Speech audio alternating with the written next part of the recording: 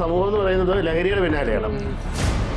കേരളത്തിൽ ഏറ്റവും വലിയൊരു ബിസിനസ്സാണ് ഇപ്പോൾ ലഹരിയുടെ ബിസിനസ് എന്ന് പറയുന്നത്, മദ്യത്തിന്റെ ബിസിനസ് എന്ന് പറയുന്നത്. നമ്മളിലുണ്ടാകുന്ന ആ ഒരു ആനന്ദാവസ്ഥ എന്ന് പറഞ്ഞാൽ വളരെ വലുതാണ്. അപ്പൊ ആനന്ദത്തെ നമ്മൾ ഒരു ലഹരിക്കും തരാൻ പറ്റില്ല. അങ്ങനെ നിന്ന് ഇപ്പൊ ഞങ്ങള് ദീക്ഷ സ്വീകരിച്ചു, ഓരോ ചക്രാസിനെ കുറിച്ച് എങ്ങനെ ഹീൽ ചെയ്യണം എല്ലാത്തിനെ കുറിച്ച് പഠിച്ചു. ഇത് ഞങ്ങളിപ്പോ തുടർന്ന് ചെയ്തുകൊണ്ടിരിക്കുന്നു. ഒരു പോയിന്റിൽ ഞങ്ങളിത് നിർത്തി കഴിഞ്ഞാൽ വീണ്ടും ഞങ്ങൾ ആ പഴയതിലേക്ക് തിരിച്ചു പോകും എന്നുള്ളത്. നിങ്ങള് സാധാരണ ഇതിൽ ദീക്ഷ എടുത്തു കഴിഞ്ഞാൽ നമുക്കത് പരിപൂർണമായി നിർത്തി കളയേണ്ട ഒരു ആവശ്യം വരാറില്ല, നിന്ന് പോകാറില്ല. അപ്പോൾ ഇതിനുള്ള മാർഗ്ഗങ്ങൾ നമ്മൾ യോഗത്തിൽ തന്നെ പറയുന്നുണ്ട്. നമ്മുടെ ഇപ്പം കുണ്ഡലിനി യോഗം ബേസ് ചെയ്യുന്ന അഷ്ടാംഗയോഗത്തെയും ചക്രങ്ങളെയുമാണ് അല്ലേ. അപ്പോൾ അഷ്ടാംഗയോഗത്തിലെ യമം നിയമത്തിൽ പറയുന്ന കാര്യം എന്ന് പറയുന്നത് ശൗചം, സന്തോഷം, തപസ്, സ്വാധ്യായം, ഈശ്വരപ്രണിധാനം.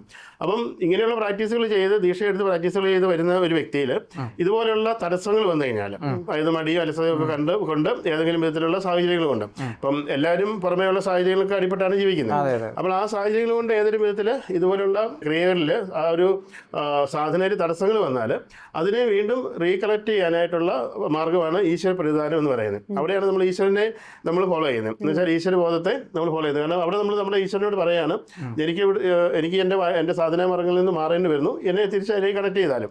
അങ്ങനെ ആ ഈശ്വരനോട്, പ്രപഞ്ച ശക്തിയോട്, പ്രപഞ്ചബോധത്തോട് നമ്മൾ പിന്നെ അപേക്ഷിക്കുന്ന സമയത്ത് വീണ്ടും നമുക്ക് തിരിച്ചു വരാനുള്ള എനർജി നമുക്ക് അവിടെ ലഭിക്കുന്നു എന്നുള്ളതാണ്. ഇടയ്ക്ക് ഇപ്പം എൻ്റെ ആയാലും എന്താ തുടർന്നുള്ള പ്രാക്ടീസ് മുടങ്ങുമ്പോൾ അങ്ങനെ പ്രാർത്ഥിച്ചില്ലെങ്കിൽ ഉള്ളിന്റെ ഉള്ളിൽ എപ്പോഴും അയ്യോ അത് പ്രാക്ടീസ് ചെയ്യണമല്ലോ എന്നുള്ളൊരു തോന്നല് എപ്പോഴും ഉണ്ടാകുന്നുണ്ട്. അതെന്ന് പറയുന്നത് നമ്മൾ ഈ ഒരു സാധന മാർഗത്തിലൂടെ കടന്നു പോകുന്ന ഒരു വ്യക്തികളെ സംബന്ധിച്ചിടത്തോളം അത് അവന്റെ ഒരു ആനന്ദമായി മാറുകയാണ്, അത് അവന്റെ ഒരു ലഹരിയായി മാറുകയാണ്. തീർച്ചയായിട്ടും. ഇപ്പം നമ്മളെ സംബന്ധിച്ചിടത്തോളം ഇപ്പം നമുക്കറിയാം, സമൂഹം എന്ന് പറയുന്നത് ലഹരിയുടെ പിന്നാലെയാണ്. ഇപ്പം നമ്മുടെ കേരളത്തിൽ തന്നെ നോക്കിക്കഴിഞ്ഞാൽ കേരളത്തിൽ ഏറ്റവും വലിയൊരു ബിസിനസ്സാണ് ഇപ്പോൾ ലഹരിയുടെ ബിസിനസ് എന്ന് പറയുന്നത്, ഈ മദ്യത്തിന്റെ ബിസിനസ് എന്ന് പറയുന്നത്.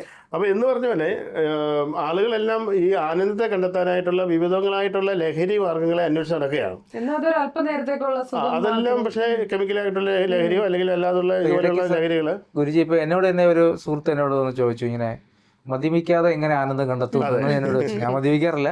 അപ്പൊ എന്നോട് ഇങ്ങനെ ചോദിച്ചു. അപ്പൊ ഞാൻ പറഞ്ഞത് നമ്മള് പല കാര്യങ്ങളുണ്ട്, വിശദീകരിച്ച് പറയാൻ സാധാരണക്കാരല്ലേ, നമുക്ക് പറയാനുള്ള ഒരു ബുദ്ധിമുട്ടുണ്ട്. അപ്പം അതെന്ന് പറഞ്ഞാൽ ഒരു സാധന ലഹരി എന്ന് പറയുന്നത് സാധനയാണ്. അപ്പം അതിലൂടെ പോകുന്ന സമയത്ത് അവരിൽ ഇപ്പം നമ്മളൊരു മെഡിറ്റേഷൻ ചെയ്യുന്നു, ഈവൻ ഇപ്പം നമ്മൾ ചക്ര ബാലൻസിങ് മെഡിറ്റേഷൻ മാത്രം ചെയ്യുന്നു, അത് മാത്രം ചെയ്താൽ പോലും നമ്മൾ ആ സംസ്ഥാനത്തിലേക്ക് എത്തുമ്പോൾ നമ്മളിലുണ്ടാകുന്ന ആ ഒരു ആനന്ദാവസ്ഥ എന്ന് പറഞ്ഞാൽ വളരെ വലുതാണ്. അപ്പൊ ആനന്ദത്തെ നമ്മൾ ഒരു ലഹരിക്കും തരാൻ പറ്റില്ല.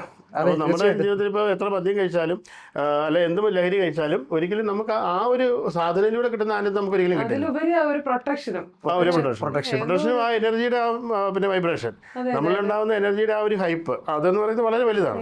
അപ്പോൾ നമ്മൾ ഓരോ ചക്രങ്ങളിലൂടെയും നമ്മൾ കടന്നു പോകുന്ന സമയത്ത് നമ്മളിലുണ്ടാകുന്ന ആ പരമാനന്ദത്തിന്റെ അവസ്ഥ എന്ന് പറയുന്നത് അതാണ് നമ്മൾ ലഹരിയായിട്ട് വരുന്നത്. അപ്പോൾ അത് ആ ആനന്ദം അനുഭവിക്കുന്ന ഒരാൾക്ക് അധികം കാലം ഈ ഒരു സാധനമാർഗ്ഗം വിട്ടുപോകാൻ പറ്റില്ല. വളരെ ശരിയാണ്. ഞാൻ ഇതുപോലെ ഈ ആനന്ദവും സന്തോഷവും എല്ലാം അനുഭവിച്ച് ആ പ്രൊട്ടക്ഷൻ അനുഭവിച്ചിട്ട് നമ്മൾ ചില ആൾക്കാരിലേക്ക് ഈ കാര്യങ്ങൾ പറയുമ്പോൾ അവര് നമ്മളെ അല്ല, അതെന്താന്ന് വെച്ച് കഴിഞ്ഞാല് ഇപ്പം പണ്ടൊരു കഥയുണ്ട്.